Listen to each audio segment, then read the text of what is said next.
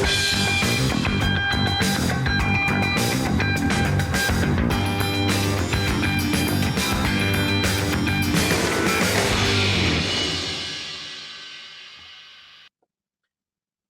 நண்பர்களே. எங்களை சுற்றி உள்ள அரசியல் நிலவரங்கள் தொடர்பாக நாம் பேச இருக்கின்றோம். முக்கியமாக கனடாவிலே அரசியல் ஸ்திரமின்மை ஏற்பட்டிருக்கிறது. மிகப்பெரிய பிரச்சனை.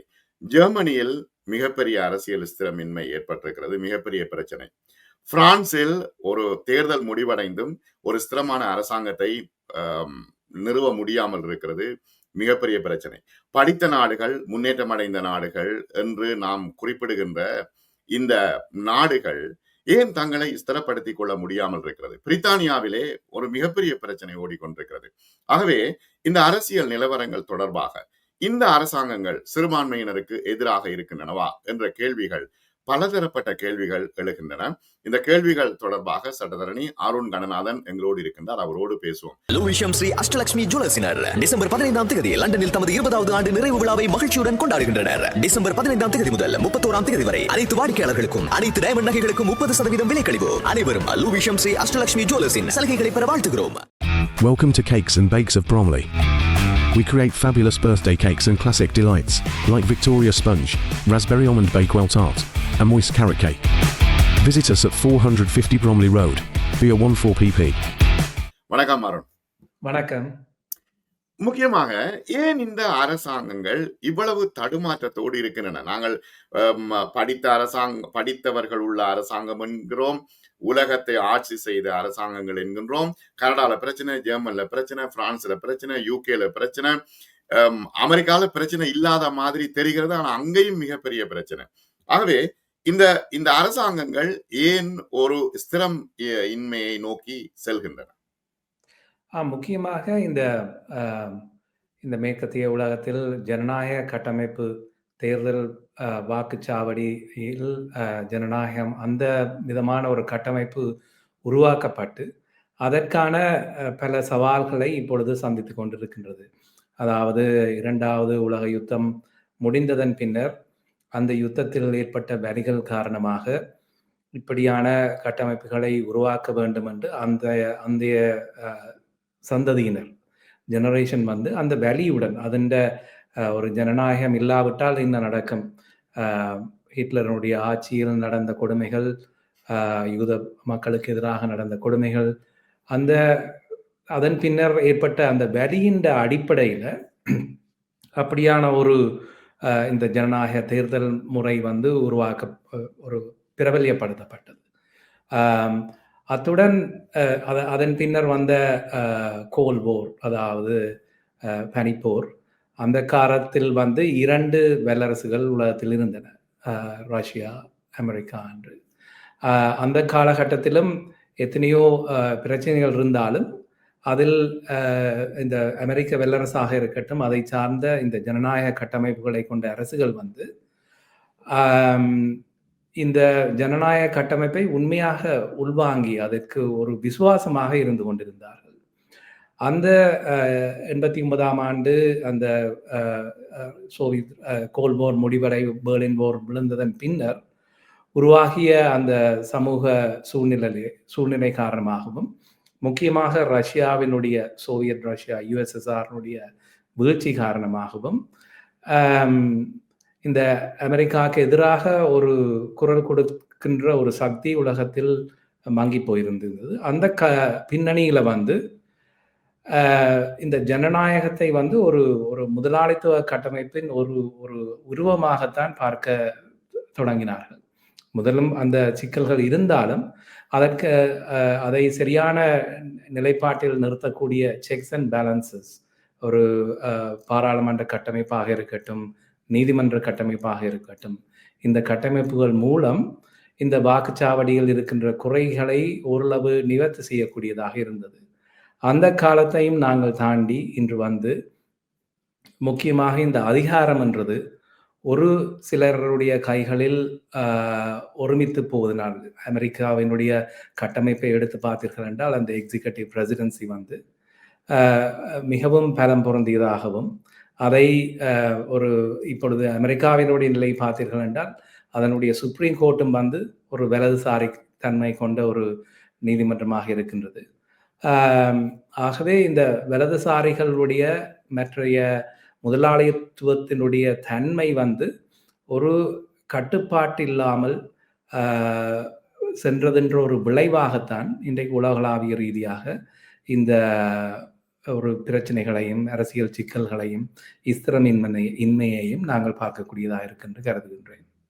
ஆனால் என்ன பிரச்சனைன்னா, இப்ப நாங்க போற போக்க பார்த்தா இந்த முதலாளிகள் தான் அரசாங்கங்களை கட்டுப்படுத்துகின்றார்கள் என்பது மாதிரி தெரிகிறது. ஏனெனில் இப்ப அரசாங்கங்கள் ஆயுத வியாபாரிகளுக்காகவே இயங்குகின்றனவா என்கின்ற ஒரு கேள்வி எழுகிறது.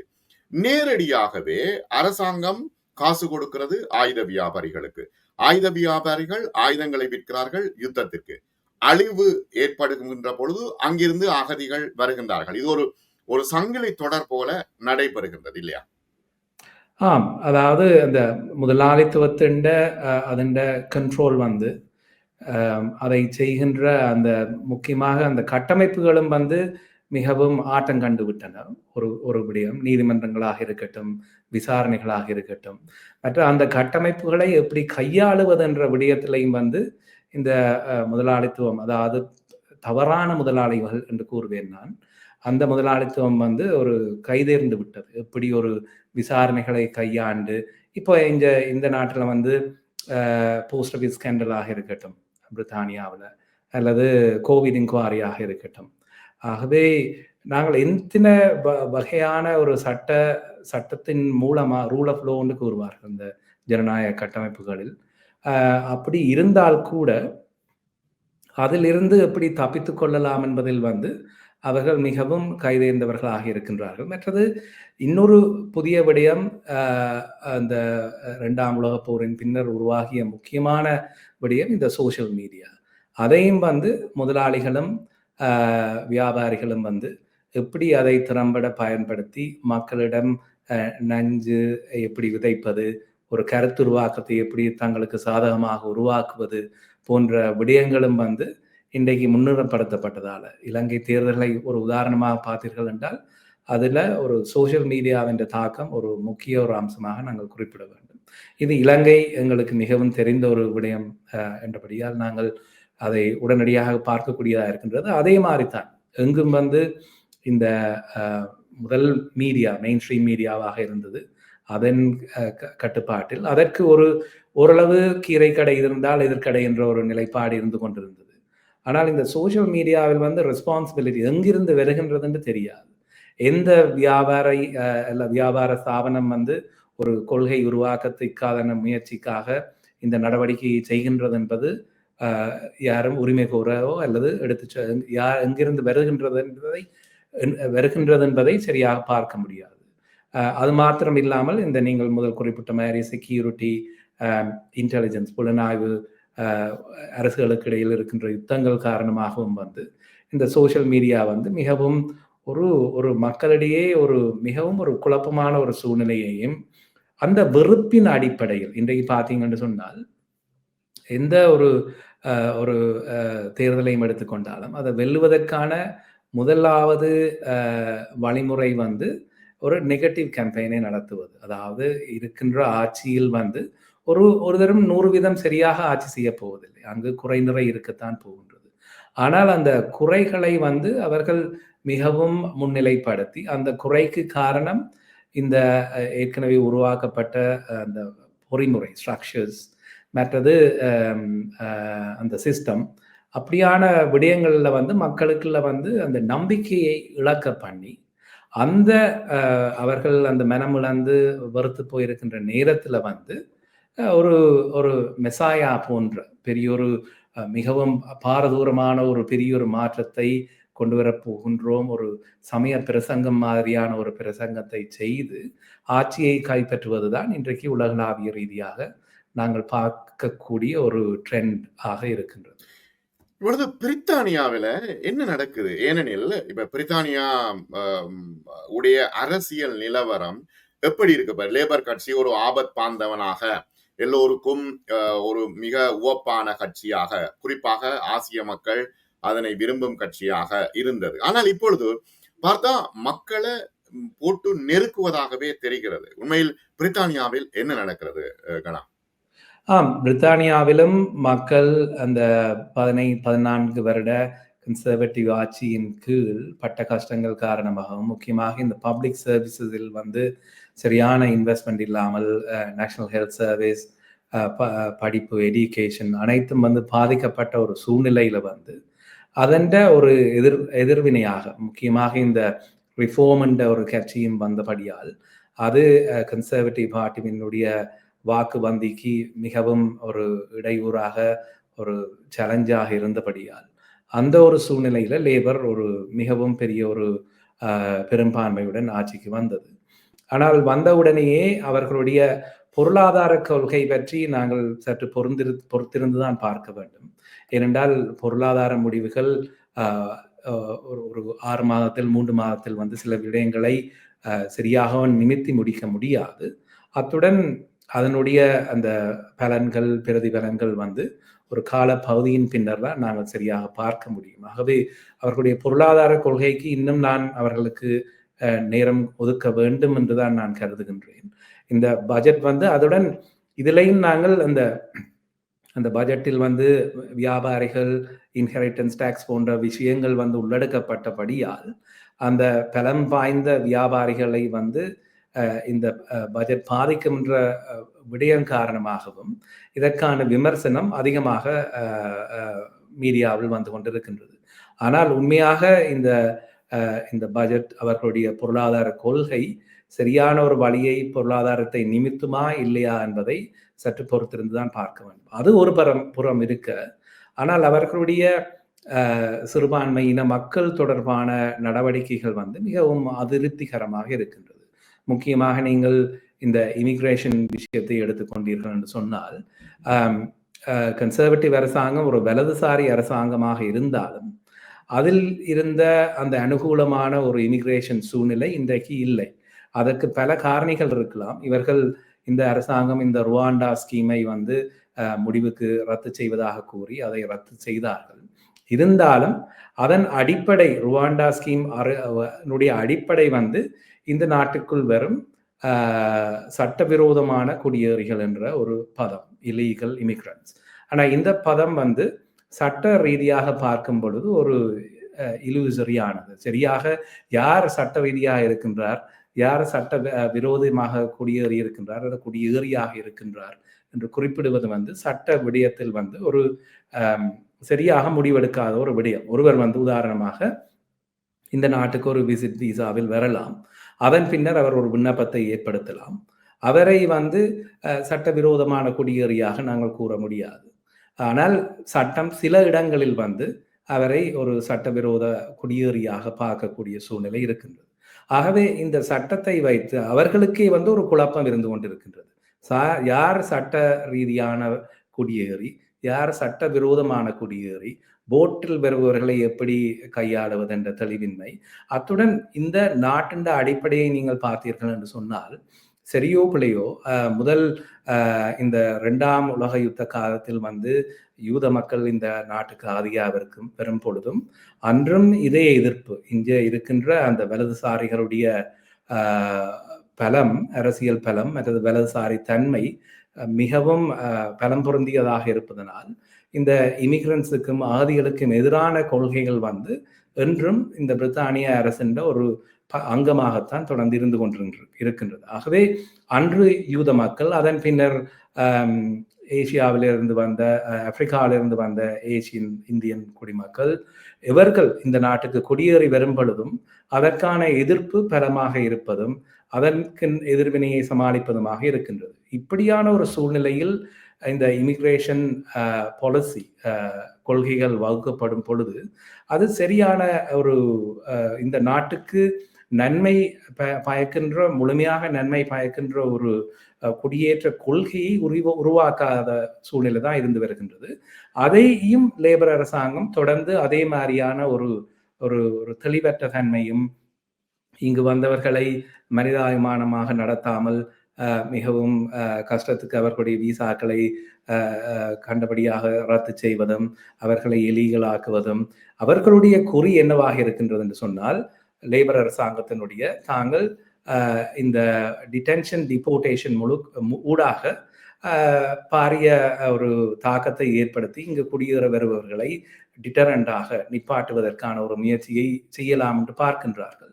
ஆனால் அதில் இருக்கின்ற பிரச்சனை அவர்களுடைய வரலாற்றை எடுத்து பார்த்தால் 1997 லேபர் கவர்மெண்ட் ஆட்சிக்கு வரும் பொழுது கன்சர்வேட்டிவில் இருந்து அவர்கள் சொன்னார்கள், ஜாக் ஸ்ட்ரோ அன்றைய ஹோம் செக்ரட்டரி சொன்னார், ஃபாஸ்டர் ஃபேரர் அண்ட் ஃபேர்மர் அசாலம் சிஸ்டம் ஒன்றை உருவாக்குவோம் என்று. அப்படி கூறி அது ஒரு ஃபேர்மரான அசாலம் சிஸ்டமாக வந்து அன்ஃபேரான சிஸ்டமாக வந்து பின்னர் அவர்கள் ஆட்சியை விட்டு போகும் பொழுது லெகசி கேஸ் ஒர்க் ப்ரோக்ராம் என்ற அடிப்படையில் வந்து 100,000 மக்களுக்கு பின்கதவால் பேக்டோரால் வந்து ஒரு அம்னஸ்டியை கொடுத்து விட்டு சென்றார்கள்.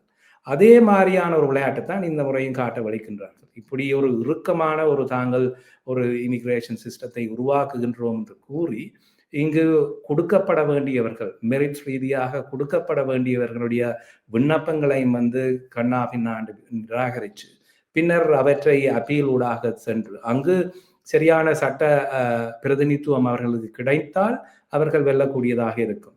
சரியான சட்ட பிரதிநிதித்துவம் இல்லாவிட்டால் அவர்கள் தோல்வியடைந்து சட்டவிரோத குடியேறிகளாக அவர்கள் அடையாளம் விடப்படுவார்கள். அப்படியான ஒரு கடும்போக்கான ஒரு தன்மையை தான் லேபர் அரசாங்கம் கடைபிடித்துக் கொண்டு வருகின்றது. அது மாத்திரம் இல்லாமல் இங்கு இருக்கின்ற சமூகங்களுடைய அவர்களுடைய மனித உரிமைகளையும் வந்து மதிக்க தவறி வருகின்றது. முக்கியமாக இந்த கேர்டிஷ் கம்யூனிட்டி மக்களை வந்து பயங்கரவாத சட்டத்தின் கீழ் அவர்களை கைது செய்து அவர்களை பயங்கரவாதிகள் என்று திடீரென்று அது சர்வதேச அரசியல் காரணமாக டர்க்கி அரசாங்கத்துடன் செய்த ஒரு சீக்ரெட் டீல் காரணமாக இவர்களை கைது செய்து திடீரென பயங்கரவாதிகள் என்று அந்த மக்கள் மேல் சட்டத்தை ஏவி விட்டிருக்கின்றது. அது மாதிரி சீக் கம்யூனிட்டி ஊடாகவும் வந்து அவர்கள் இந்தியாவை திருப்திப்படுத்துவதற்காக இங்கு வருகின்ற பிரிட்டிஷ் சீக்கியர்கள் வந்து விமான நிலையத்தை தாண்டி வரும் பொழுது உங்களுடைய கருத்துக்கள் இந்தியா தொடர்பாக எப்படி இருக்கின்றது, அங்கே இருக்கின்ற பிரிவினைவாதம் எப்படி இருக்கின்றது என்ற விடயங்களில் வந்து ஒரு கடும்போக்கை அவர்கள் கையாள முயற்சி செய்கின்றார்கள். இதே நிலைமை தமிழர்களுக்கு வருவதற்கு வெகு காலம் இல்லை. இலங்கையில் ஒரு அரசியல் சூழ்நிலை உருவாகும் பொழுது அதில் இந்த வெளிநாட்டில் இருக்கிற தமிழ் மக்கள் வந்து ஒரு தாக்கத்தை செலுத்தும் அளவு ஒரு அரசியல் செய்ய முயற்சிப்பார்களாக இருந்தால் அவர்களுக்கு எதிராக இந்த பயங்கரவாத தடை சட்டத்தை கட்டவுத்து விடுவதற்கு வந்து இந்த அரசாங்கம் தயங்காது என்பது வந்து எங்களுக்கு திட்ட தெளிவாக தெரிகின்றது. இந்த சூழ்நிலையில் வந்து இப்படி ஒரு ஃபியர் சைக்கோசிஸை உருவாக்குவதன் மூலம் அவர்கள் தங்களுடைய இன்எஃபிஷியன்சி தாங்கள் வினைத்திறனற்ற அரசாங்கத்தினுடைய நிலைப்பாட்டையும் மற்றது உலகளாவிய ரீதியாக தங்களுடைய வெளிநாட்டு கொள்கைகள் இருக்கின்ற ஃப்ளோஸ் பிரச்சனைகளையும் வந்து மூடி மறைப்பதற்கு முயற்சி செய்கின்றார்கள். இதை உங்களுக்கு தெரியும், வெளிநாட்டு கொள்கையை வந்து சட்ட ரீதியாக ஒரு நீதிமன்றத்தில் கொண்டே சேலஞ்ச் பண்ணி வந்து மிகவும் கடினமான ஒரு விடயமாக இருக்கின்றது. அதுவும் வந்து அவர்களுக்கு ஒரு அனுகூலமாக இருக்கின்றது. தங்களுடைய இயலாத தன்மையை மூடி மறைப்பதற்காக இப்படி வன்ரபிளான மக்களிடமும் சிறுபான்மையினத்திடமும் வந்து கடும்போக்காக நடப்பது வந்து இதுதான் இலங்கையிலும் வந்து நடந்து கொண்டிருக்கின்றது. அதே மாதிரியான ஒரு தன்மையை தான் பிரித்தானிய அரசாங்கமும் இங்கு நடாத்த முயற்சி செய்து கொண்டிருக்கின்றது.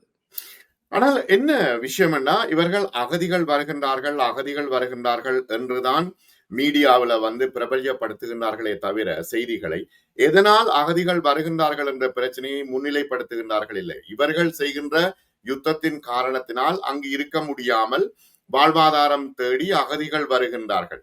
ஆகவே இது ஒரு இரட்டை நிலைப்பாடு இல்லையா இவர்கள் மனித உரிமைகள் பேசிக்கொண்டு இவ்வாறு செய்வது?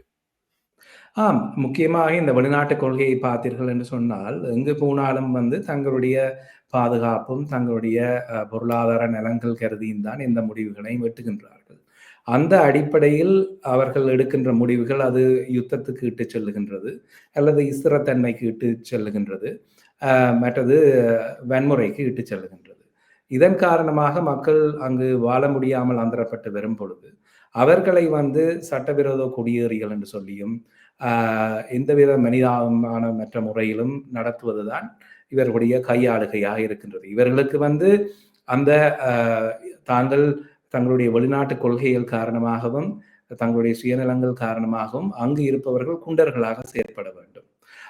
மாறி தங்களுடைய ஒரு போராளிகளாக அல்லது தங்களோட மக்களுக்காக ஏதாவது அர்ப்பணிப்புடன் செயற்பட்டார்கள் என்று சொன்னால் அவர்களை பயங்கரவாதிகள் என்று உடனே கூறிவிட்டு அவர்களுக்கு எதிரான நடவடிக்கைகளை எடுத்து அவர்களை ஒன்றில் அங்கு சிறையில் அடைப்பது, இல்லாவிட்டால் இங்கு வந்தால் அகதி இல்லை, இவர் பொருளாதார அகதி, இந்த நாட்டுக்கு சட்டவிரோத குடியேறியாக வந்தவர், இந்த நாட்டை குட்டிச்சுவராக முயற்சி செய்கின்றார் என்ற குற்றச்சாட்டுகளை வைத்து அது மீடியாவாக இருக்கட்டும் அரசியலையும் இந்த ஒரு விதமான ஒரு சம்பாஷணை தான் போய்கொண்டிருக்கும். நீங்கள் பாராளுமன்றத்தில் எடுத்து பார்த்தீர்கள் என்று சொன்னால் இன்றைக்கு கன்சர்வேட்டிவ் அரசாங்கம் இலீகல் மைக்ரேஷனை டீல் பண்ணுகின்ற ஒரு அமைச்சரையும் லீகல் மைக்ரேஷனை டீல் பண்ணுகின்ற ஒரு அமைச்சரையும் உருவாக்கினார்கள். அதைத்தான் லேபர் கவர்மெண்ட்டும் தொடர்ந்து செய்து கொண்டிருக்கின்றது.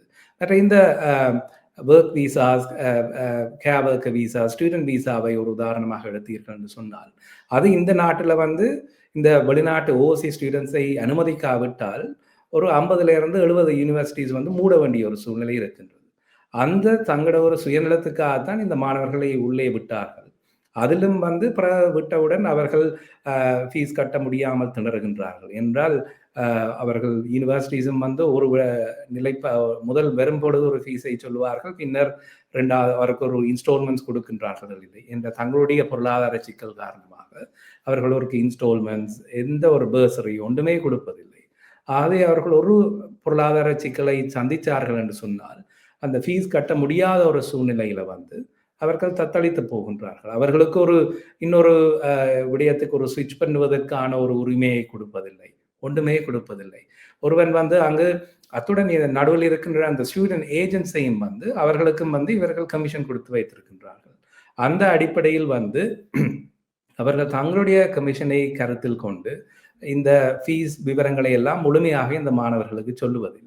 அதனால எத்தனையோ ஆயிரம் அவர்கள் ஒரு சாதாரண குடும்பங்களிலிருந்து வந்தவர்கள் எத்தனையோ ஆயிரம் பணங்களை பவுன்ஸை இவ்வளோ கஷ்டப்பட்டு சேகரித்து வந்துவிட்டு இங்கு சட்டவிரோத குடியேறி என்ற கெட்ட பெயரை எடுத்து ஒளிந்திருந்து அடுத்த நாள் ஒரு கைது செய்யப்பட்டு டிபோர்டேஷன் செய்கின்ற ஒரு கொடூரமான ஒரு இமிகிரேஷன் நிலைமை இங்கு நிலவி வருகின்றது. இதை தீர்ப்பதற்கு அமைச்சர்களிடமும் அரசியல் முதுகெலும்பு இல்லை. அத்துடன் இந்த சிஸ்டமும் அதற்கான ஒரு தீர்வை கொடுப்பதான நிலைமை இல்லை. இந்த நிலையில் இவர்களுடைய நிலைமை இன்றைக்கு புதிய குடியேறிகளாக வந்தவர்களுடைய நிலைமை மிகவும் கஷ்டத்துக்கும் மோசமான நிலைமை இருந்து கொண்டிருக்கின்றது. இந்த மீடியாவும் முழுமையாக அவர்களை ஒரு பிழையான ஒரு விதமாக சித்தரிப்பதனால் அவர்களுக்கான அந்த அனுதாபம் இல்லாமல் போய் கொண்டிருக்கின்றது. ஆகவே இப்படி ஒரு முக்கியமாக இதை எப்படி கையாளுவது என்று அரசாங்கத்திற்கே ஒரு கொள்கை இல்லை. அதுதான் மிகவும் பெரிய பிரச்சனையாக இருக்கின்றது. அவர்களுக்கு யூனிவர்சிட்டிஸிடம் நேர சொல்வதற்கும் அவர்களுக்கு தைரியம் இல்லை. சில யூனிவர்சிட்டிஸ் நீங்கள் மூடத்தான் வேணும், ஏனென்றால் இப்படி மாணவர்களை இந்த நாட்டுக்கு விட முடியாது என்று. பிறகு ஒரு நாள் பூரா இங்கே இருந்து எல்லா அரசியல்வாதிகளும் கொண்டிருந்து பேசுவார்கள், ஒரு இமிகிரேஷன் கேப்பை உருவாக்க வேண்டும், இப்படி இந்த இன்வெர்ட் மைக்ரேஷன் அதிகரித்து விட்டது இப்படி என்று சொல்லி ஒரு எல்லாரும் குந்தியிருந்து பேசுவார்கள். அடுத்த நாள் அதற்கான கொள்கை வகுப்புகளை சரியான எப்படி கொள்கையை வகுப்பது என்ற விடயத்தை பேசாமல் அப்படியே விட்டு கடந்து சென்ற அரசாங்கத்தை திட்டிவிட்டு அரசியல் நடத்தி கொண்டு போய்விடுவார்கள். இப்பொழுது என்னன்னா ட்ரம்பினுடைய ஒரு அதிரடி நடவடிக்கை, ஏன்னா அமெரிக்கா என்ன யோசிக்கிறதோ அதை பிரித்தானியாவும் செய்ய யோசிக்கும். ட்ரம்ப் குறிப்பிடுகின்றார், இந்த கிரீன் கார்டு ஹோல்டர்ஸ் அல்லது அந்த கிரீன் கார்டு ஹோல்டர்ஸ் தான் அங்க அதிகமானவர்கள் இருக்கின்றார்கள், இந்தியாவில இருந்து வந்தவர்கள். இப்ப அவர்களை எல்லாம் திருப்பி அனுப்புவேன் என்று ஒரு பிரஸ் மீட்டிங்ல சொல்லி இருந்தார். இப்ப இங்கேயும் அப்படியான ஒரு பிரச்சனை வருமா? ஏனெனில் இப்ப எல்லாம் ஒரு வகையான அரசியல், பொருளாதார, சமூக தளம்பல் நிலை இருக்கிறது. அப்படி ஒரு நிலைமை வருமா இங்கே ஏற்கனவே விட்டது. அதாவது டிபோர்டேஷன் விஷயத்துல இவர்களும் தாங்கள் எப்படியும் கைது செய்து அடைத்து வைத்து திருப்பி அனுப்புவோம் என்ற சூழலை விட்டு கொண்டிருக்கின்றார்கள். ஆனால் அதன் எப்படி அதை நடைமுறை சாத்தியத்தை நாங்கள் பார்க்க வேண்டும். இப்ப ட்ரம்பை பார்த்தீர்கள் என்று சொன்னாலும் ஒரு வலதுசாரிகள் வந்து சில வேளை அந்த சூளுரைகளை பெருசாக விடுவார்கள். இப்போ போரிஸ் ஜான்சனுடைய காலப்பகுதியில் தான் இங்கு அதிகமான ஒர்க் விசாஸ் கொடுக்கப்பட்டது. இந்த கோவிடுடன் பின்னர் இங்கு இருக்கின்ற கேவர்க்கர்ஸ் போன்ற இருக்கின்ற பெரிய பிரச்சனையை தீர்ப்பதற்காக துரிதகதியில் இந்த கேவர்க்க விசா, ஒர்க் விசாவை கொடுப்பதற்கான ஒரு சூழ்நிலையை உருவாக்கினவர் இவர்தான், கடந்த போரிஸ் ஜான்சன் அவர்கள் தான். அதே மாதிரி ட்ரம்ப் எப்படியான அவர் ஆட்சிக்கு வந்த பின்னர் எப்படியான ஒரு கொள்கையை கொண்டிருப்பார் என்று சற்று பொறுத்திருந்து தான் பார்க்க வேண்டும். ஆனால் இவர்களுடைய கோஷங்கள் ஒரு பக்கம் இருக்க, இவருடைய நடைமுறை சாத்தியத்தை நாங்கள் பார்க்க வேண்டும். பிரித்தானியாவிலையும் வந்து இவர்கள் வந்து இவ்வளவு பேரையும் திருப்பி அனுப்புவது என்று சொன்னால் அவர்களுக்கான அப்பீல் பண்ணுகின்ற உரிமை கொடுக்க வேண்டும். அந்த அப்பீல்கள் வந்து தற்பொழுது ஒரு வருஷத்துல இருந்து ஒரு 3 வருஷம் மட்டும் எடுத்துக்கொண்டிருக்கின்றது என்றால் நீதிமன்றத்தில் இருக்கின்ற சிக்கல்கள் காரணமாக. ஆகவே அந்த 3 வருடத்துக்குள் வந்து அவர்கள் அனுப்ப முயற்சி செய்கின்ற அந்த நாட்டில் வந்து அரசியல் சூழ்நிலை மாறிவிடலாம். மாறிவிட்டால் அவர்கள் ஃப்ரெஷ் கிளைம்ஸ் போடுகின்ற ஒரு உரிமை உருவாகும். ஆகவே கடைசியாக இவர்கள் இதேதான் கடந்த ஆட்சியிலும் செய்தார்கள், தொடர்ந்து செய்து கொண்டிருக்கின்றார்கள். இப்படி அடைத்து வைப்போம், அனுப்புவோம் என்ற சூழலை விடுவார்கள்.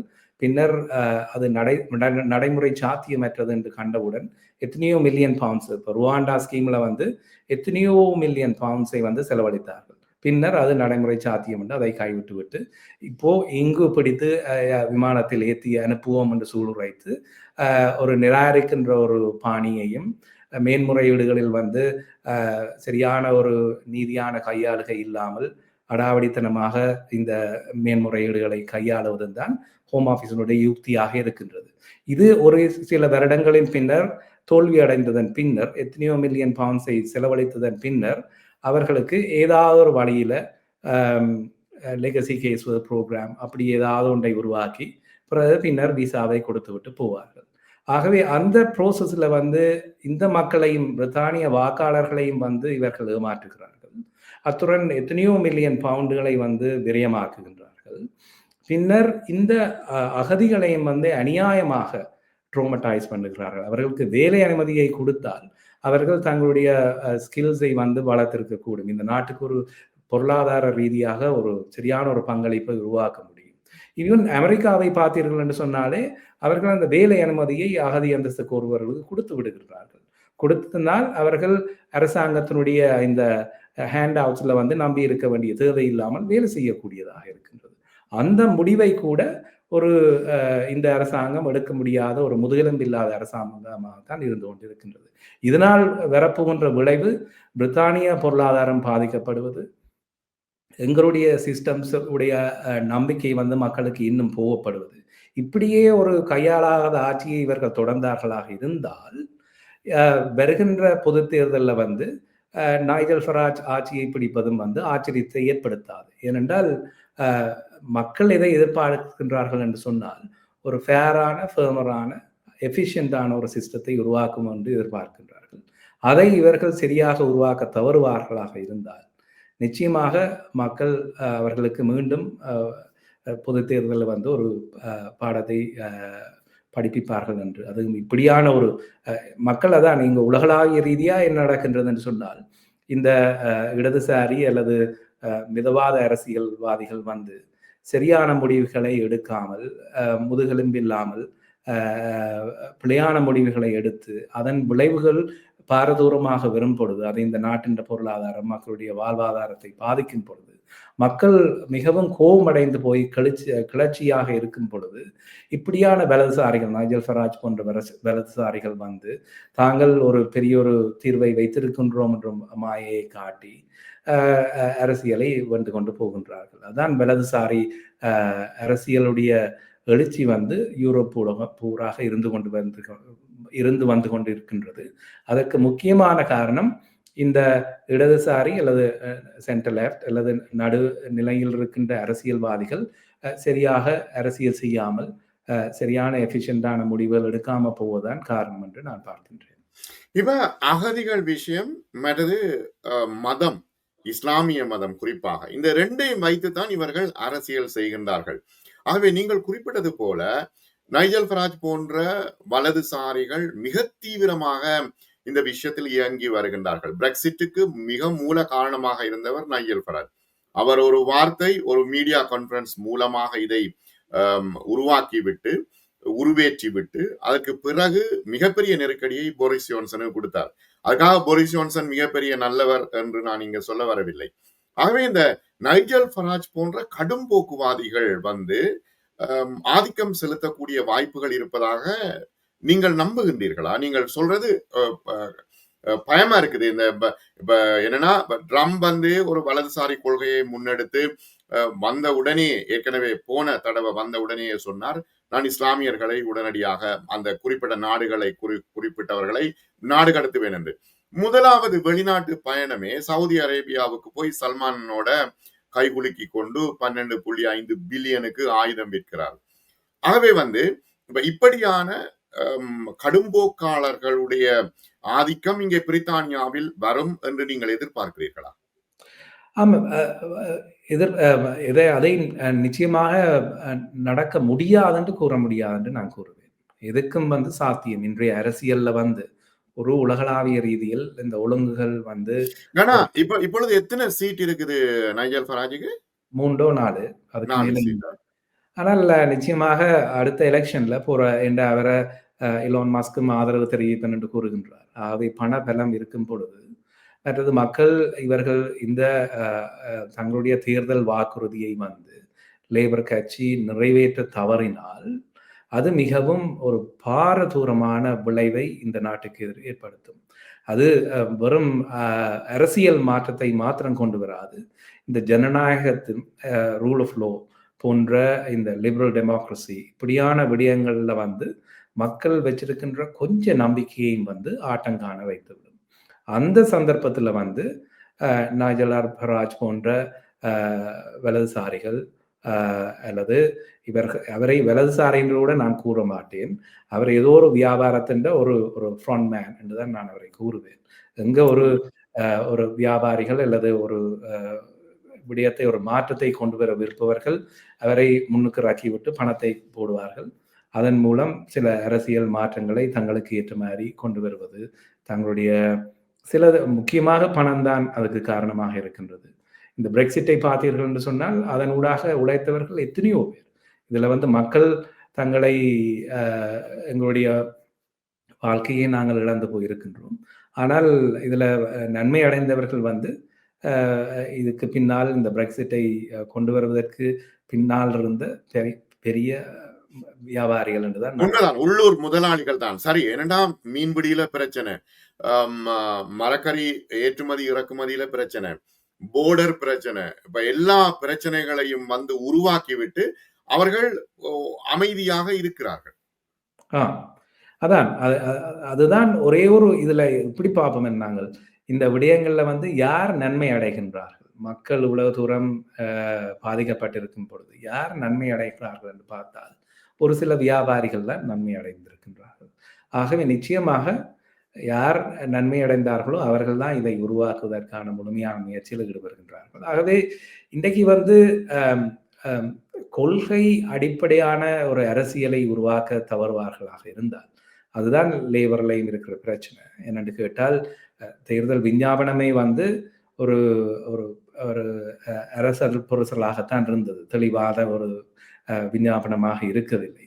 அப்படி இருந்தும் மக்கள் எதிர்பார்த்தது இந்த காலகட்டத்தில் அவர்கள் சில விடயங்களை ஆணித்தரமாக சொல்ல முடியாமல் இருந்தாலும் ஆட்சிக்கு வந்ததன் பின்னர் சரியான வழியில ஒரு மக்கள் சார்ந்த ஒரு கொள்கையை கையாளுவார்கள் என்ற அடிப்படையில் மக்கள் வாக்களித்தார்கள். ஆனால் அந்த எதிர்பார்ப்பு தோற்கடிக்கப்படும் பொழுது அதன் விளைவு இது லேபர் மாத்திரமல்ல, கன்சர்வேட்டிவ் மாத்திரமல்ல, இந்த நாட்டினுடைய அந்த மெயின் ஸ்ட்ரீம் அரசியலுக்கே ஒரு சவாலான ஒரு சூழ்நிலையைத்தான் உருவாக்கும். ஆகவே இப்பொழுது பொறுப்பில் இருப்பவர்களுக்கு மிகப்பெரிய கடமை இருக்கின்றது. ஆனால் அவர்களுடைய அந்த கையாளுகை நம்பிக்கை தருவதாக இல்லை. ஆனால் அவர்கள் மாறலாம், இன்னும் சந்தர்ப்பம் இருக்கின்றது. அந்த காலகட்டத்தில் அவர்கள் மக்களுடைய அந்த கஷ்டங்களை செவிமடுத்து சரியாக செயற்படுவார்களாக இருந்தால் நிறுத்தக்கூடிய சூழ்நிலை நிறையவே இருக்கின்றது. நான் எப்பொழுதும் வந்து ஒரு பொது நன்மையில் வந்து எப்போவும் ஈவில் இருக்கும் பொழுதும் குட் இருக்கின்றது என்பதை நம்பிக்கை வைப்பவன். ஆகவே அந்த அடிப்படையில் இவர்கள் சரியாக சில மாற்றங்களை கொண்டு வருவாக இருந்தால் இந்த நாங்கள் பொக்கிஷமாக கருதுகின்ற இந்த ஜனநாயகம், liberal democracy, rule of law போன்றவை வந்து பாதுகாக்கப்படும். இல்லாவிடால் இவர்கள் தங்களுடைய கடமையில் தவறுவார்களாக இருந்தால் அது பாரிய விளைவுகளுக்கு இட்டுச் செல்லும் என்றுதான் நான் பார்க்கின்றேன். ஐரோப்பாவில் அரசாங்கங்களுடைய நிலைமைகள் மற்றும் இந்த லேபர் பார்ட்டி அல்லது லேபர் கட்சி எவ்வாறு தன்னை தகவமைக்க போகிறது, அல்லாவிடில் என்னென்ன பிரச்சனைகள் ஏற்படும் என்பது தொடர்பாக அருண் கணநாதன் அவர்களோடு நாம் பேசினோம். மீண்டும் மற்றொரு நேர்காணலில் சந்திப்போம். இப்பொழுது வணக்கம் அருண். வணக்கம்.